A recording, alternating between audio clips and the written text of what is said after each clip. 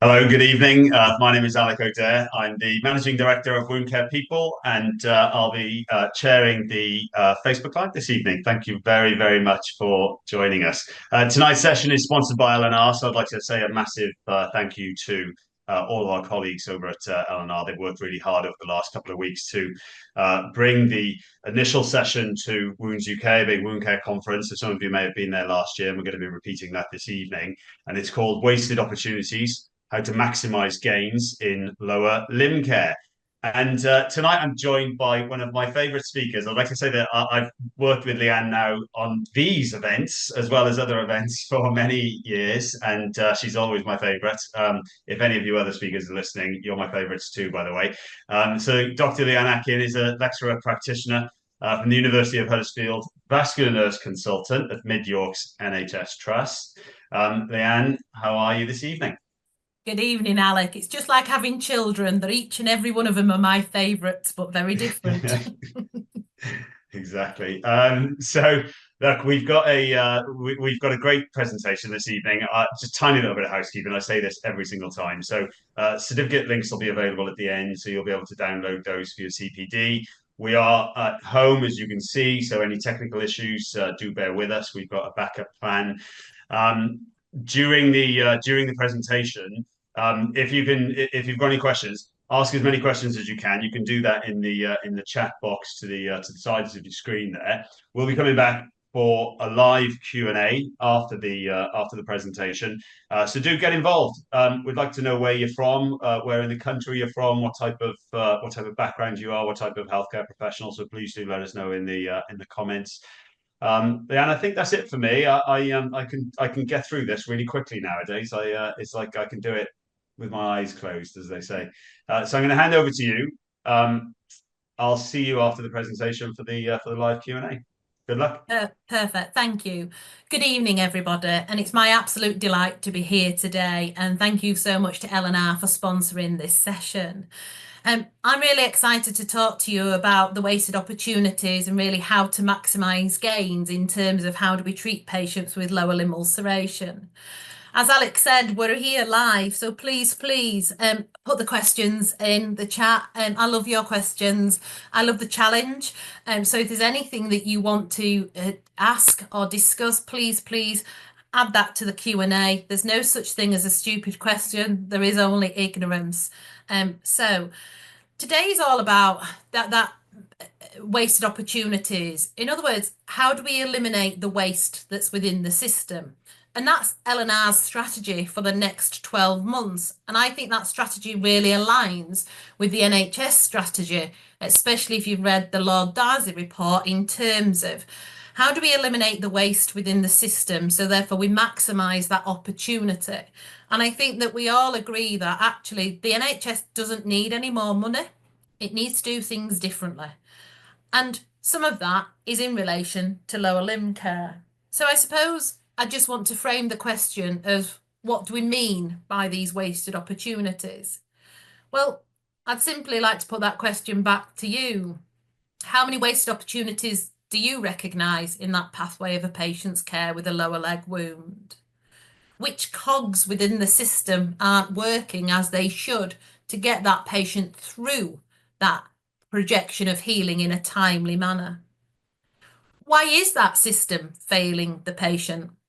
And I suppose what's stopping us from doing this well? And what's stopping you from doing this well? And I suppose after the what must come the how. How do we actually start to maximise these opportunities to reduce these waste? It's okay talking about this, but actually, how do we start to implement this? And hopefully at the end of today, we'll give you some bits of nuggets that you can take home in terms of what you can start to do tomorrow differently. Because how do we get that machine working so that every patient, no matter which front door, receives evidence-based care in a timely fashion? And how can you as an individual facilitate that? And I suppose after the how comes the why. And I suppose the why really is the biggest thing. Why do we need to drive this change? Well, it's simply because our services as they are unsustainable. The NHS as it is unsustainable. If we solved the NHS, it would probably bankrupt the UK. So rather than throwing more money at it, we need to start to think things differently. And I think all of the publications that's happened within the space of leg ulceration just highlights how the burden is growing, the need for care is raising, and actually we're not getting any further resource for that. So we need to do things differently. And many of you, if you've heard me before, you might be thinking, oh, she's saying similar things. I am. But I think it's really important that we don't stop saying the obvious, because it's really important we continue on this mission, we continue on this line, because as much as I've said this before and many of you are trying to do this, we haven't yet solved the problem. So we can't take his eye off this ball. We can't stop banging and beating this drum until the system change. So what opportunities are there in terms of lower limb care? Well, there's huge. There's so much unwarranted variation, and this has been identified by the National Wound Care Strategy Programme. And really, these waste opportunities is how we're going to frame today's session. And I want you to think about the part that you play within this, and how do we start to change our behaviour? And do we recognise that our behaviour is a choice? And that choice has consequence. And I suppose I like to frame this that every morning I wake up and I know I need to lose weight. And every morning I think I'm going to be good today. I know that. But by 10 o'clock, I'm putting that chocolate in my mouth. I haven't changed my behaviour. And it feels a little bit like this within lower limb wound care. We know what we need to do, but actually his behaviour behind this doesn't change. And why is that? There's actually just 3 fundamentals of care that we need to get right when we think about how to treat a patient with a lower limb wound to get those best outcomes. 3 simple things. But actually, we might be simple, but it's not easy. It still requires this conscious mind. It still requires a trigger to change our behaviour. It still requires the action to get this system working for the patient. So I just want to go through these 3 cogs, if you like, that we need to get turning in line to change that system. And we need these to be done not just in isolation, but actually starting to move that patient through that system. Until we actually eliminate the waste in all of the patient pathway, we will never maximise those gains. We'll never start to change the landscape. I can never stop talking about leg ulceration until the system changes. So the first cog I want to talk to you about really is this prevention. And if you talk about prevention in lower leg ulceration, we often think about prevention of recurrence. But I want to talk about prevention with a bigger P. If you think about a patient with a venous leg ulcer, they will have signs of clinical venous hypertension for weeks or months before that ulcer occurred. Why did we not do something at that point? Many of these patients will have signs of edema, hemosiderin staining, or inflammation around the gaiter region, clinical signs of venous hypertension. Imagine a world if we could treat those patients at those first clinical signs, not when that venous leg ulcer occurs. How much waste could we reduce? How much could we eliminate and improve care? So there's a big P in terms of prevention. And then there's a smaller P, if you like, in terms of how do we ensure we prevent these new venous leg ulcers from becoming chronic ulceration? And we can do that by making sure we get the right care at the right time. And actually then that final P at the end in terms of that prevention of recurrence. But our focus needs to be on the beginning of this patient's journey. So just imagine a different world where actually every patient got that preventative, got that prevention in terms of that chronic ulceration. How much different would your world look like? And I suppose we all have to recognise that we're not getting this right at this moment in time. Because how often do you see patients like this? Patients where the system has failed the patient. The system has caused direct patient harm. Should a patient ever get this far in that journey? And I think nobody has intentionally let any of those patients get that far. But how many sliding door moments could that patient's journey been changed dramatically? If we had good patient awareness of what care should be delivered, if we had staff that was trained, skilled and competent and knew the evidence base, would we ever have got to such extreme? And what's the consequence of our action? What's the consequence of us just choosing to put a dressing on these patients rather than strong compression? That consequence is a missed opportunity. It's a missed sliding door. You're carrying on going down a path of poor care. And I suppose I'd like you to look at all of those and think, how difficult is that for the system, for us as clinicians to manage those patients? Every one of those patients require a lot of effort, lot of energy, lot of resource from the NHS. And all of those conditions has significantly impacted those patients' quality of life, and that will be for the rest of their life. So what a difference, if you like, in terms of a sliding door moment. How much easier is it for you to treat a wound that looks like this? It's so much easier. Within Yorks NHS Trust, we were very proud to have healing rates at 40% after 4 weeks of ulceration. Only 4 weeks, 1 month, we were healing nearly half of our caseload on our community setting. Why? Not because we were brilliant, because we were treating small, tiny, simple wounds with a high healing rate and a high opportunity. So we eliminated a lot of that waste by simply focusing on the right care at the right time. I think we have to recognise the biggest thing that the National Wound Care Strategy Programme did was giving us the permission to apply 20 milligrams of mercury in the absence of red flags. No requirement for holistic assessment, Doppler assessments or anything like that. Simply no red flags. You can now put on up to 20 milligrams of mercury pressure. Imagine a world where everybody received that. How many of these tiny little ulcers would we get to heal very, very quickly? How would we ensure that every patient gets that full holistic assessment within 2 weeks? And I think it's really an issue in today's NHS. You often have to get sicker before you get the right care. You have to escalate through. You have to have elongated suffering. If you think about cancer care, whenever would a cancer clinician say, oh yes, you've got a breast lump, let's just see how it goes? This is a venous leg ulcer. It needs treating here and now. The consequence of our behaviour, our choice of not focusing on this, is a missed opportunity. So what can we do to make a difference? We can simply start to choose to do things differently. We can choose to start to really focus on that proper prevention, that early compression, pre-ulceration. We can start to concentrate on, we will not allow these leg ulcers to become chronic. We will focus on our new leg ulcers. We will give them timely intervention. We can focus on ensuring that patients get the right care at the right time.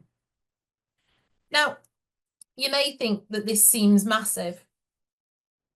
It might do, but I'm asking you just to break it down in little chunks. I'm asking you to sort of make a promise. What would the world look like if every patient you saw, as from tomorrow, received early compression in line with National Wound Care Strategy Programme? What's the potential of that? To me, the potential's massive. Those individual marginalised gains we could deliver by simply doing that could start to shift the plates, if you like, that we sit on in terms of reshaping the care. So I just want you to think about P in terms of prevention of ulceration, prevention of chronic ulceration, and prevention of recurrence. So if we manage to get that prevention cog turning well, we now need to start to focus on that treatment cog. And actually, when we come to that treatment, I just want you to question really, where's your mind at? And do you really believe some of the old myths within this? Do you still see treating patients with venous leg ulcers difficult? Do you still feel some fear in terms of using compression? Do you still have this protect my pin, do no harm? Do you sometimes choose reduced compression, subtherapeutic compression, when you should have the confidence to choose strong compression, something that's going to treat that venous hypertension? What's the other side of that coin? What's the other side of your decisions in terms of treatment? Because there is always the other side, and we need to recognise the consequence of our decision making.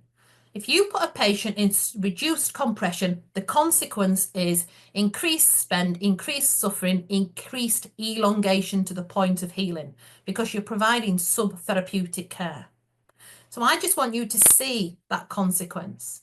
If you see a patient in a community setting and you haven't got time to do that full holistic assessment, what's the consequence of you bumping that down the road? The consequence becomes elongation, more and more waste within the system. I also want you to think about, do you still blame the patient? Do you still say it's because the patient won't go to bed, they're non-concordant, they won't wear their compression? And I just want you to think that if the system is so broken, how dare we blame the patients for having that as our get out clause? I think that we should put the word compliance and concordance in the bin. I think this should be about individualised patients' care with patient activation behind it. Do you actually treat all of your patients with venous leg ulceration in line with evidence-based practice? That's strong compression and access to venous ablation to treat that underlying venous disease. And I think there's something even more worrying that's happening within leg ulcer care at this moment in time that I've referred on. This patient has got an ABPI of 1.31. I've referred on. There's nothing more I can do. I'll carry on doing transactional dressing changes, but I've referred on. These patients are your patients, and I think that we need to remember what is the role of that nurse that's seeing that patient. That nurse is that patient's advocate, and we should be advocating for the accurate diagnosis and the accurate evidence-based treatment plan. It might not be within your skill set, but you can still be raising the need in terms of advocating for this. And every single nurse who's a registered nurse needs to be thinking about their role in forcing this patient through the pathways. When I start to look at the spend in venous leg ulceration, this is where I could really cry, if you like. The prevalence for venous leg ulceration is very similar to other wounds, but the spend is so much higher. And in effect, it should be lower than any other form of wounds. And I say that because there's only venous leg ulceration that's got high quality, cost-effective data. We know how to treat these patients. We know what to do, but we simply cannot implement it within the system. How much of that cost is preventable if we got it right? And I see 3.1 billion reasons why we need to make a change. A lot of that is wasted resource. We could start to eliminate that waste. And I think you just simply have to look at the data in terms of how much reduced compression that we're using compared to full compression, and this highlights it. Reduced compression is only indicated in patients with combined arterial venous insufficiency. In other words, those with an ABPI of between 0.5 and 0.8. That's the only place that this is therapeutic.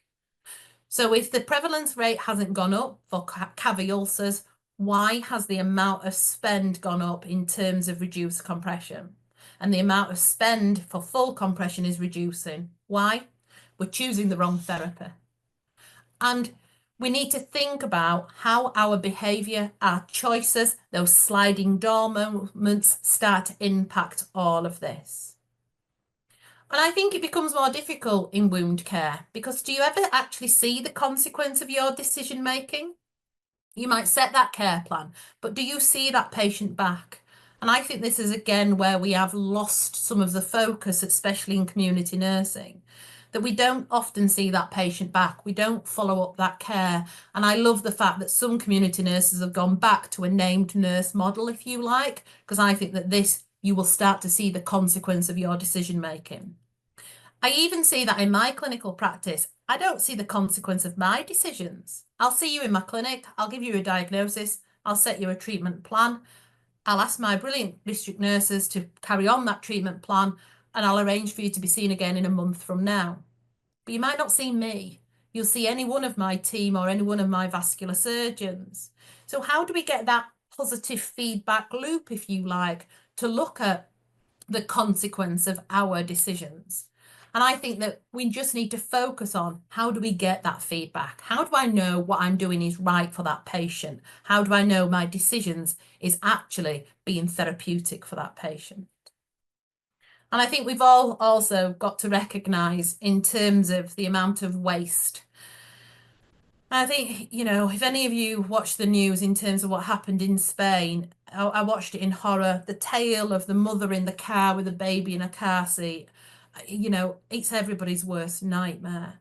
And I think we've all got to remember there is a climate crisis going on, and there is an opportunity to reduce landfill waste by the choices that we make for compression therapy. And we have to bring that into today's world.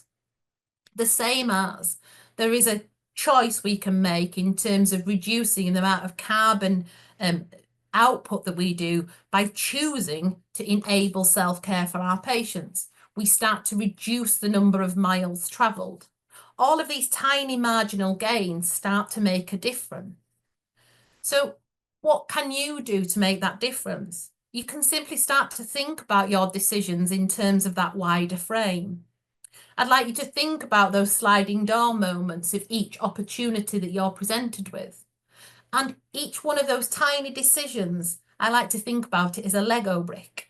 In isolation, it might not look a lot, but when you start to build Lego bricks together, you can start to build brilliant things such as Lego Land. So what I want you to do, really, I want you to really think about your practice. I want you all to acknowledge the harm through subtherapeutic compression for patients with venous leg ulceration. I want you to think about every decision you make for that patient. Are you using proven evidence-based practice every single time? And I want you to think about that sustainability piece in terms of the environmental sustainability, the marginal gains we can make through this. So if we got the cogs of prevention turning well, and we finally align those with the cogs of treatment well, we're going to start to make a change. But actually, that change has to come with that final cog called empowerment. And I think there's two lines of empowerment, if you like. There's empowerment of our staff and empowerment of our patients. And I think that we have to think about, how do we empower our staff? How do we ensure they have the right skills, the right knowledge to make those right decisions?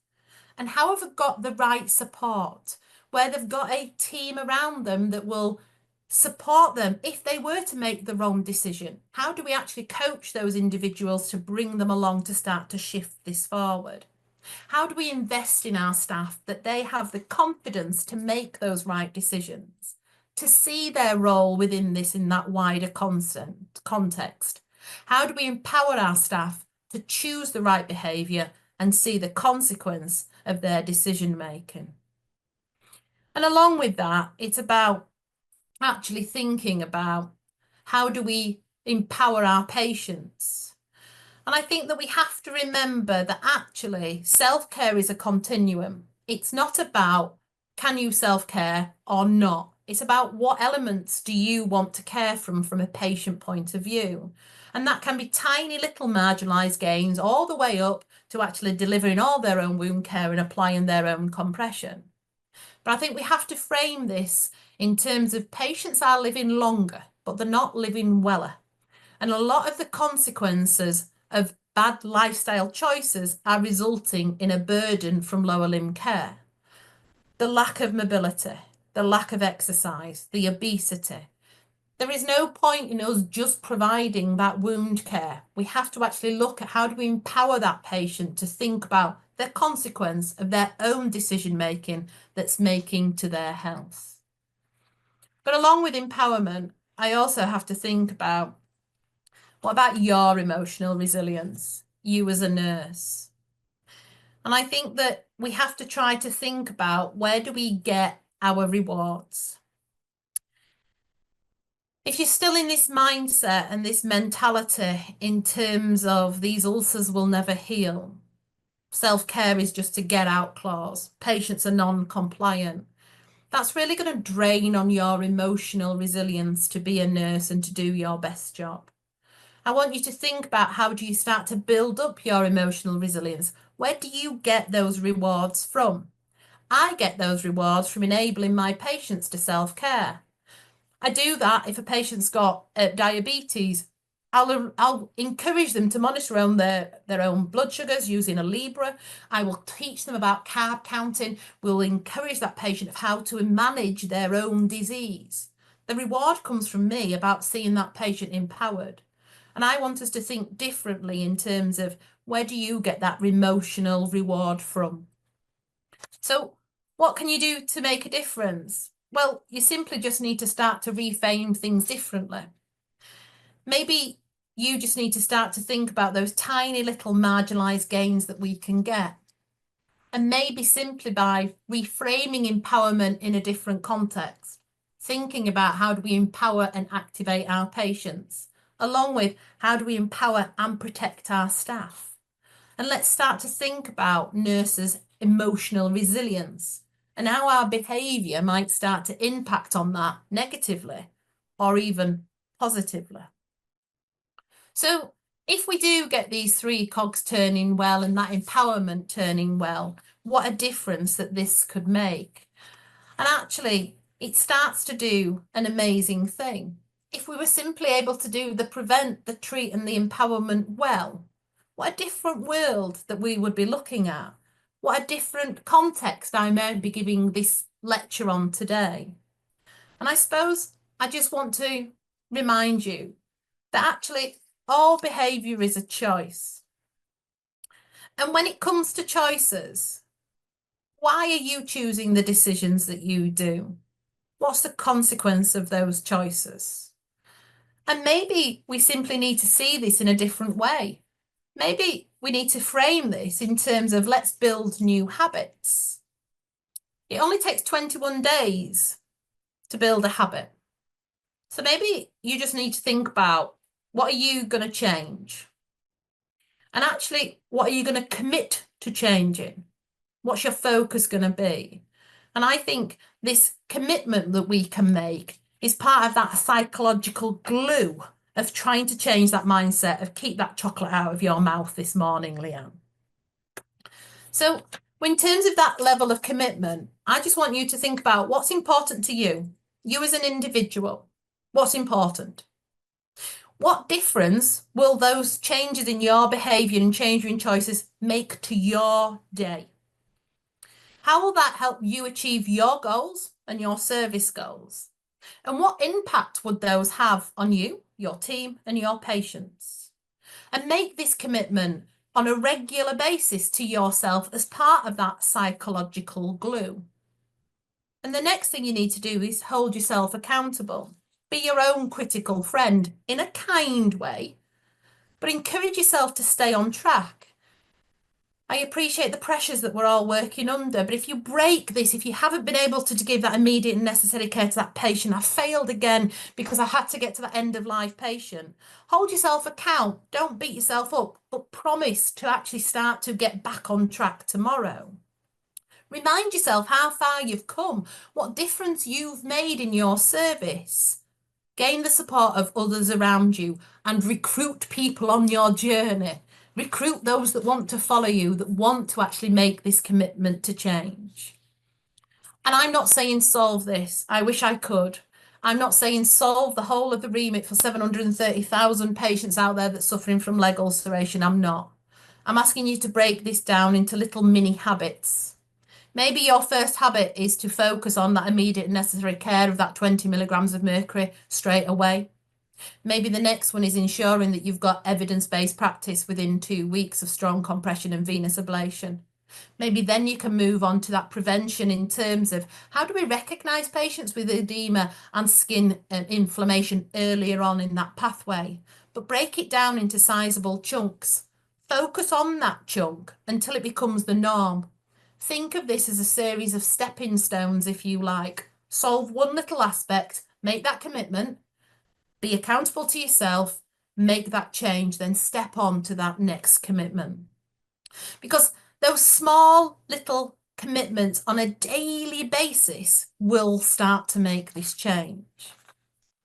As I started this, it is as easy as 1, 2, 3, but easy does not mean it's simple. But every one of you tonight has a part to play. If you are a nurse, you are a simple tooth within one of these cogs. Your choices, your behaviour makes a difference. If you are a leader of service, you're a tooth in a cog, but also you're the glue that's pushing these worlds together. We just simply need to think about the prevention, the treatment, and the empowerment at every single patient that we see. Remember that actually, when it comes to it, nurses are pivotal to this, absolutely pivotal. And who is going to solve this? Only nursing. This is for us to solve and you to solve. So I believe that nursing is a fantastic profession. And I believe that nurses' true role is to be the advocate of that patient. We have the ability as the nurse, as a nursing, to start to shape the care of the patients in the future. And actually, this is what provides the emotional resilience to most nurses. It's that feeling of gratitude. It's that feeling of making a difference. It's that feeling of shaping care for all. It's that feeling of simply being an amazing nurse. Thank you very much for listening.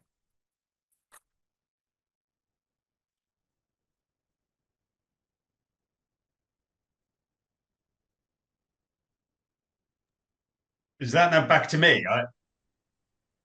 I believe so, Alec. I believe that you're now here and asking me some questions if we have any from the audience. You caught me off guard there because I was actually because normally you say I'm going to pass you back to Alec, and then that's my cue to know that I'm coming back. I was just making sure you were listening, Alec. Just making sure you were no, listening. I was listening. It's just that I've had a really interesting question from somebody that sent it via direct message rather than into the group. I'll ask that in a minute because there are a number of other questions that have come through, so they've been lined up for me here.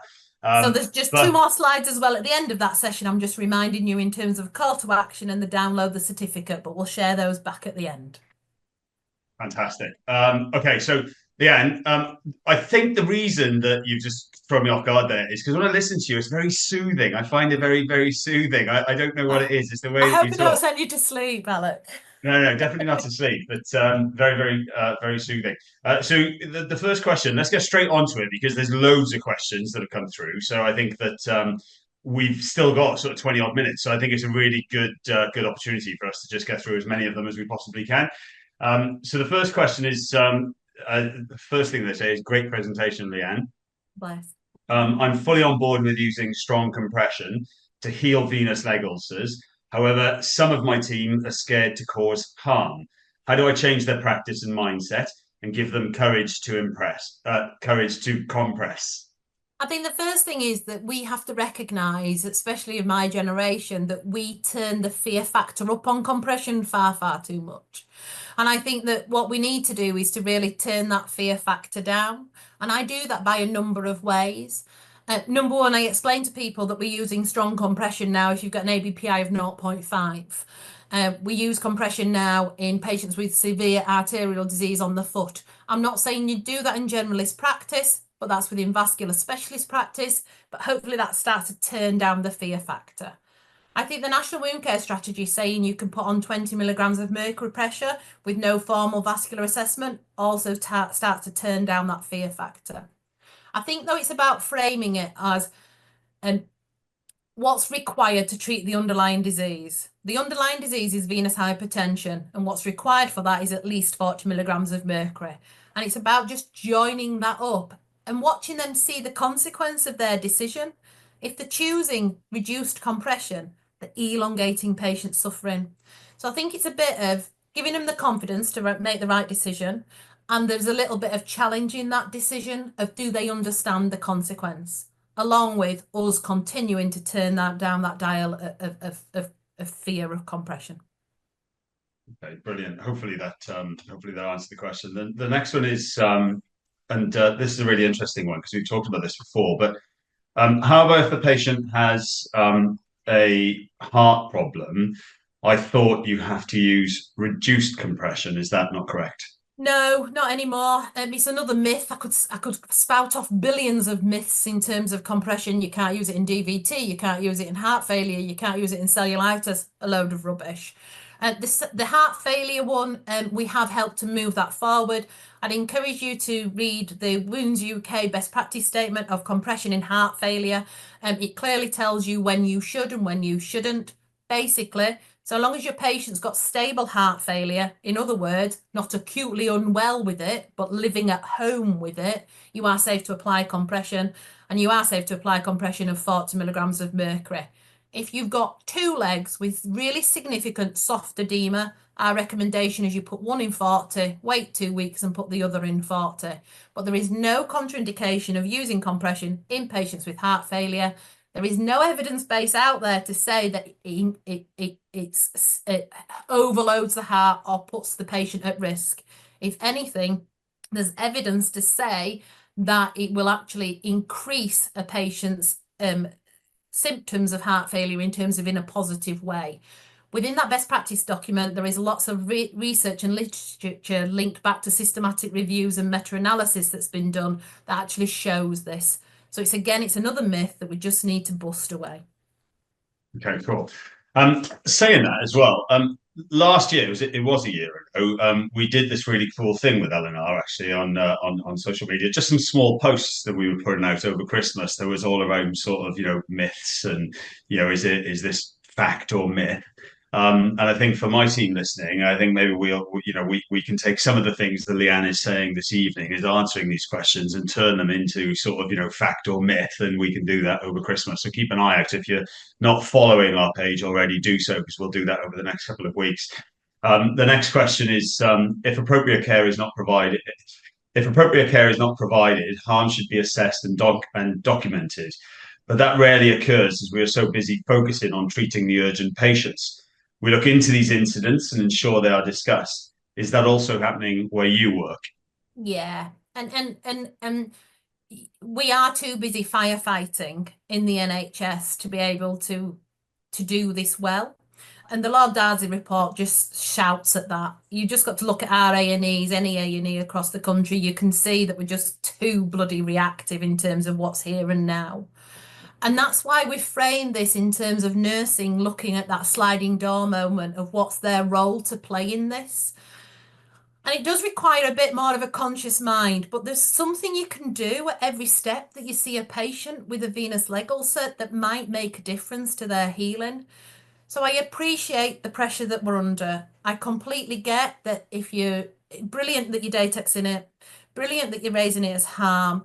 I would encourage you to continue to do that because at least it's on the radar. I appreciate that actually it seems like nothing changes with that, but you will be making the smallest marginal gains. You will have shifted your service ever so slightly from a year ago to now. And it's sometimes I think it is like weight loss. You might not be able to see it inside because you live in it. But actually from the outside, people might be able to see a difference from how your service looked a year ago. So just carry on chipping away. Don't give up the fight. Whoever put that post, thank you for being on this mission with me. Please carry on doing all of that. I am with you and I could get as frustrated as what you are. But it needs the likes of me and you to continue if ever we're going to change the status quo. If we simply say this is in the too hard box, this will never ever change. So we have to continue on this fight. Excellent. Thank you. Okay, next is we currently prescribe reduced compression systems when the patient is healed. Are you saying they can stay in strong compression, such as an adjustable wrap system post healing? Now, this is a really interesting one because I've never been able to get my head around it. So, we put patients into 40 milligrams of mercury, and many of my patients will go into a hosiery kit first off, in line with National Wound Care Strategy. So long as the limb is suitable and the exudate's controlled within the dressing, I'll put you in a hosiery kit, 40 milligrams of mercury. You will wear that stocking well because it's got a nice silky liner to put on it. Then when you heal, I'll think about stepping you down to a class 2 stocking. Even though the evidence from Cochrane says you need to be in the highest level of compression possible, we step you down. Why? If that patient is tolerating that level of compression, wearing that level of compression, able to apply and remove that level of compression, to me, we need to carry on with it. And I have changed my practice over the last year. If I start you in a hosiery kit, I'm going to keep you in a hosiery kit for life. I will not step you down to class 2 stocking anymore. Because if we know you can cope with that level of compression and it's therapeutically beneficial, why do we change? And it's the same as the compression wraps. If you've healed a patient in a compression wrap, carry on with it continuously. Give that 30 to 40 milligrams of mercury pressure that compression wrap can give you in a long term. The only reason that we ever stepped down was in the olden days, we only had multi-layer bandaging, and you'd never keep a patient in bandaging once they're healed. They have to stop the bandaging, and therefore we tried to get them to comply, and the best thing we could give them were a class 2 stocking. In today's world, we've got so many different things. We can keep you at higher level of compression for the whole of your journey. So again, it's just about us changing his mindsets on this. Does that technically then fall under the category of what you talked about right at the beginning, the prevention element of this? So all of a sudden, you were talking about the fact that you've actually healed it, and so you look at just you're looking at the outer layer of the skin and saying, "Oh, there you go, that's healed. No leg ulcer, or edema's down, that's healed. We don't need to do anything." But actually, the theory, the science, I guess, is that you keep doing it because that's the prevention bit, and it's Yeah. much better to continue preventing it than to allow reoccurrence by stopping it. You haven't addressed the underlying cause. So you've only masked and controlled the symptoms with that brilliant compression. So if you take that off over time, it just unravels again and you end up back at square one. I think the Yeah. difficulty comes though is that it's about the mindset of the patient understanding the role of compression. And I often say that if I heal you all the way to the point of healing with a 4-layer bandage, you'll think it's the bandage that's worked. And then I give you this class 2 stocking and you'll go, do I really need to wear that? I don't really like it. And that's why the Atkin and Tickle model steps you down at some point to healing to a compression hosiery kit. So you can brain train that patient that it's that level of compression that's got you to heal. You need to carry on with your stockings forever or else it's going to come back. I'm definitely the patient, by the way, that says, "Yeah, this looks okay now. Don't need to do it anymore." Indeed, indeed. So, And it's about changing that mindset. yeah, don't need to do that anymore. I'm done. Okay, let's have a look. Next question. We spend so much time bandaging patients because that's all we've done. How do we break through this? And you need to change your mindset again and your behavior. You need to think about those marginalized gains of other choices. The first marginalized gains, if you are just using compression bandaging for all your patients, is financial. We've proven that you save significant amount of money by choosing compression hosiery kits, full stop. Level 1 evidence that it's cheaper. Instantly, what's that? And then there's a marginalized gain if you're continuing to bandage, how much are you chucking into landfill? There's a significant gain to be had. Remember, Venus 6 is going to be published in Q1 of next year. We will know whether compression wrap system are as good as multi-layer bandaging and compression hosiery kits at the phase of healing. But the compression wrap system certainly has a place in that patient that wants to self-care, especially with those really big legs that's just not suitable for compression hosiery.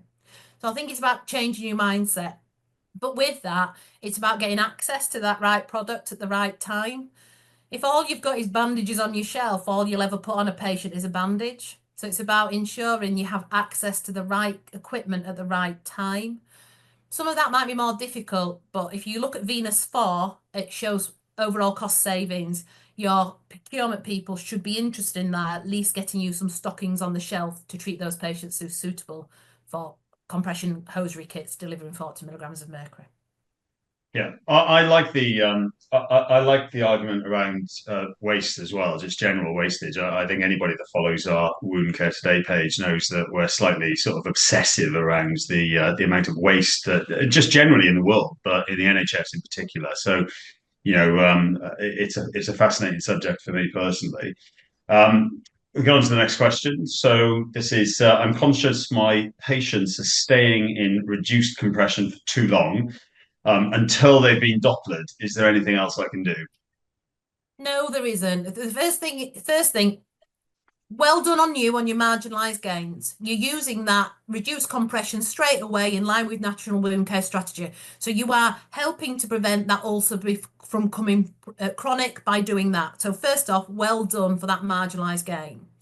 The second one is you know that you need to step that compression up, and you know that that should happen within 2 weeks.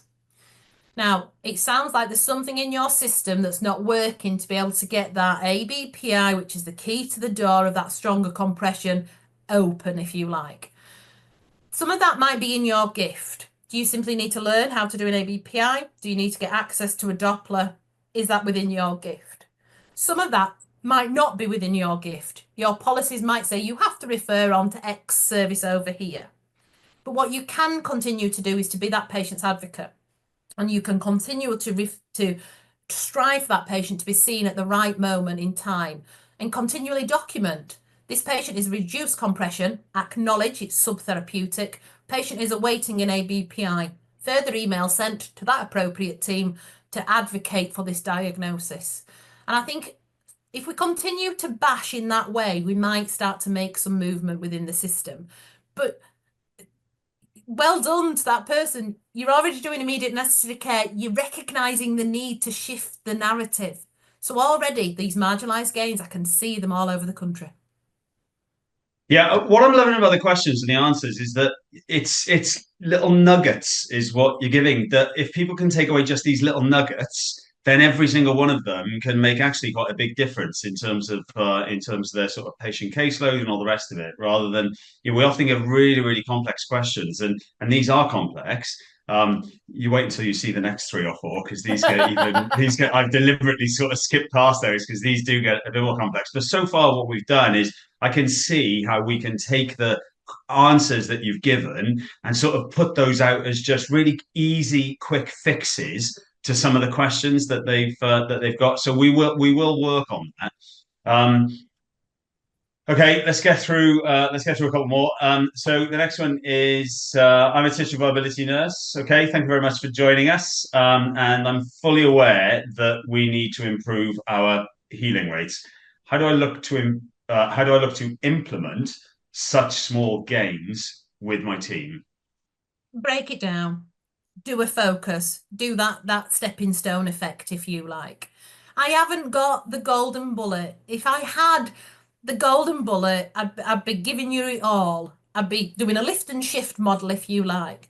There's lots of people across the country doing some really interesting things. Keep your eyes and ears open. Keep coming to events like this. You've already got the desire within you. Don't allow this to become in the too hard box. Don't allow this to become it's just the status quo. Carve some time out. You're a tissue viability nurse. You are a leader of a service. And it's really difficult in today's NHS to think about, I'll just see the patients. Carve some time out to think about, okay, what quality improvement programme am I going to do within mine? Is it just the immediate necessary care? Is it that 2-week pathway? Am I going to set up a different way of doing ABPIs in my service? Am I actually going to nick some of Leanne's pathways of what to do for an elevated ABPI and all of this rubbish stuff in terms of redoppling patients with compression? Am I just going to nick some of her pathways and actually just implement them in your service? There's many ways that you can do it. Just don't lose faith. Don't become that clinician that just has the nose to the grindstone. As a tissue viability nurse, your role actually is that strategic shifting of change. And I know that's difficult, and I know you recognise that, but just don't forget it. Don't let the system eat away of what is actually your role. And your role is to change and help to shift this going forward. And if you want to nick any of my pathways at all, you just simply need to send me an email and I'll send you my whole of my lower limb policy without any problems at all. I'm from Yorkshire. I believe in nicking the wheel, not creating the wheel. It's not nicking me, and you've created something that works for you, and so therefore, why wouldn't it work for anybody else if it's followed? So And it might it's need sharing. localizing. It might need localizing, Alec. You might want to tweak this. You might want to tweak that. Might want to change this. All of my pathways that I've ever developed are evidence-based. They're not product specific. So you can lift and shift to what fits to you. Yeah, I think, and you should all take Leanne up on that offer. By the way, that's a great offer. Look, we've got loads more questions. I think we've probably got a few more minutes, and then I'm going to hand back to you to do a couple more final slides. I'm going to ask the question that somebody contacted us directly about, because I've been sort of while you were doing your presentation, I was furiously sort of typing away and emailing back and forth. So this is another tissue viability nurse. Her name's Carly. And she asked a specific question, which was what bloods should be taken for checks for a patient with lower limb wounds? Is that something that you're happy to answer now, do you Yeah, think, or is yeah. that? So, first off, it doesn't truly form part of your initial assessment, is what I would say. Don't focus on the bloods as your part of your initial assessment. Your first initial assessment is immediate necessary care, red flag, national wound care strategy, put on 20 milligrams of mercury. I wouldn't even bring it part of my holistic assessment, if you like, at 2 weeks. My holistic assessment is, do I think this is venous? If so, I probably don't need any bloods whatsoever. Actually, I need some strong compression. If though my diagnosis at that point, I'm going, this doesn't look like a venous leg ulcer. Could it be an arterial wound? Could it be pyoderma? Could it be something unusual? I might do some bloods at that point. But if I think it's venous, I'm not doing any bloods. I'm going to set up my care in terms of strong compression, good wound hygiene, good wound bed preparation. But if that wound isn't healing as I expect it to at week 4, week 8, or week 12, it's then when I might be adding in the bloods. And the bloods that might be of interest to you, first off, is anemia, because it will always impact in terms of if you're anemic, it'll be more difficult for you to heal. The bloods that I'm very interested in is your white blood cell. Have you got some low-lying infection? Monitoring your CRP and your ESR is interesting because those two are inflammatory markers. So your inflammation through compression should tail off as it goes down. So it's not so much what level they're at, but are they reducing over time? And therefore, if a wound isn't healing, monitoring those as a series of bloods can be interesting to see is that having an effect or not. Truthfully, we use that more in diabetic foot management than venous leg ulcer management. And the other bloods to consider is in types of renal failure, if you're thinking about calciphylaxis and things like that. So my only really one that I go for are the anemic. And often you probably don't need bloods there and then. It's about looking back at your patient's history. Most patients have had bloods done recently. Um, so I'd use it as part of my diagnostic tool. I wouldn't say patients with venous leg ulcers need a series of bloods to aid diagnosis. I don't think they do. But there's a series of blood tests that can help you with your differential diagnosis and also your monitoring of your treatment plan. Excellent, thank you, Carly. Hopefully that answers your question. There are two. There are lots more questions, but there are two that I think that I've sort of flagged as being that I think would be really interesting for you to. One's a very clinical one about a very specific type of patient, and the other's a quite a broad one, I think, which would spark quite a lot of debate, I think, between everybody who is in the audience tonight. So that we'll start with the first one. If you have a non-healing leg ulcer and patient's leg is akin to inverted champagne, what compression is suitable? That's a really interesting question, is that? Okay, so within the UK, we use a hell of a lot more padding than what they do over in Europe.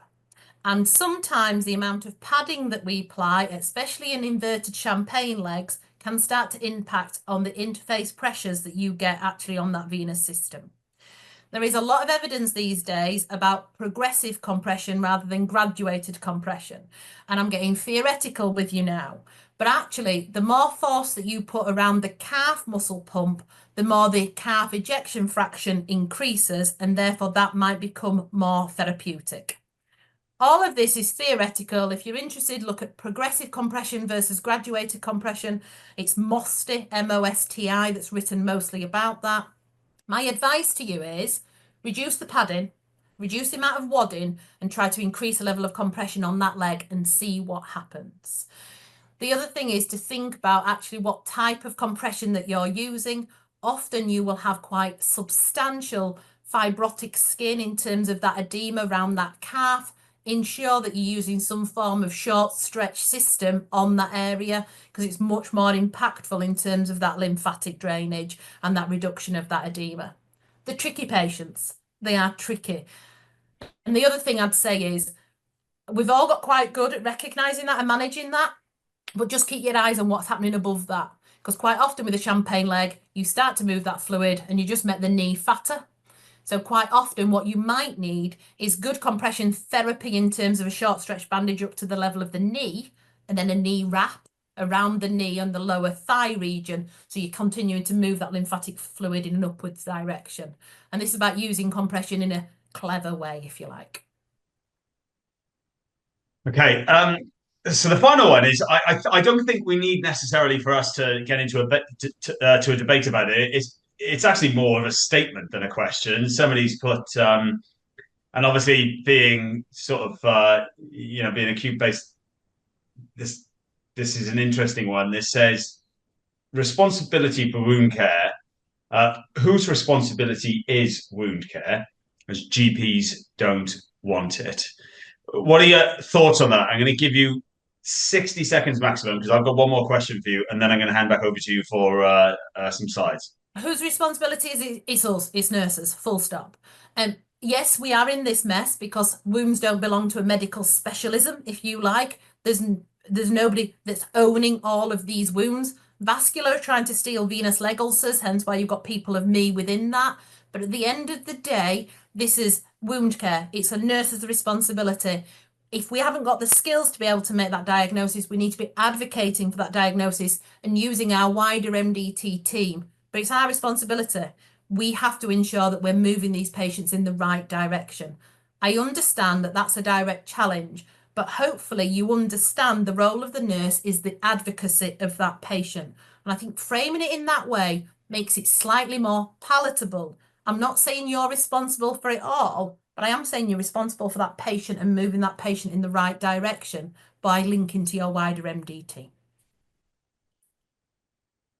And GPs would feel the same, I guess. We'll end that there. It's because that was the point. I've got a question for you, and then I'm going to hand back over to you for to sort of close off the session because we're coming to the end. I've listened to you for years doing doing various presentations around various different things around sort of lower limb disease, leg ulcers, vascular, various different vascular conditions. Looking in the comments this evening, we asked at the beginning where people are working, what they do. We've got lots of TVNs joining us. We've also got lots of nurses who are district nurses, community nurses, practice nurses, various different people from across the NHS spectrum who are in various different healthcare professional roles. But on the whole, mostly nurses. At what point and how did you decide that you wanted to become a specialist and to specialize in vascular nursing? And if we can ask you that, and then just to inspire the people who are viewing now, thinking, "Wow, this lady's now a beautiful young, thin, non-chocolate eating doctor." How do we, how do I'm joking because of the point you made earlier, but how do we inspire the people who are viewing today to take that next step and actually be the next presenters and in 5 years' time or whatever that is to be the next specialist in whatever field it is? Because I don't actually know the answer to this. How did you end up in a specialty role in vascular nursing? By a series of fortunate events, by a series of meeting the right people that's helped me across my journey. I came into nursing because I wanted to be a nurse. I dropped out of doing A levels, and my principal at A levels said, "You're too clever to be a nurse, and you will regret this decision for the rest of your life." I'd love to go back and find that principal and show him my PhD, and I might just make a little symbol that I wouldn't ever do on wound care today. But I think that nursing provides a great opportunity for everyone. And I think that's a great opportunity because there is a series of doors. And you might just want to be a really good Band 5 registered nurse. Good on you. There's nothing wrong with that. But you also might want to progress your career. And in today's world, each and every one of you could achieve to become a nurse consultant with no problems whatsoever. My legacy needs to be to leave a footprint of telling you what you need to do, because how I got here, I can't describe to you. It's a series of meeting the right people, arguing across the way, and it hasn't been the easiest or the nicest of journey at times. My legacy has to be, this is the footprint of how you get to where you are. There's a little bit of just have that inquiring mind. Don't put up with it. If you know it's wrong, just actually be that tenacious devil and keep tapping away at it. And at the end of the day, don't ever forget what a privilege it is to be a nurse. We can touch a patient's heart in a way that no other profession can. And I know it's tough out there in the NHS, but it's still a great job and it's still a great profession. But there is lots you can do. There's lots of evidence out there. Have a look at the advanced clinical practice facilities, faculties that's out there developed by NHS England. There's advanced clinical practitioner forums and documents. Also, there are nurse consultant documents that helping to pave this pathway. But each and every one of you has the opportunity to grow your career to whatever you are. And if you are a young fledgling out there that's just coming to nursing, I never saw myself as a nurse consultant either. But I got here, and so could you.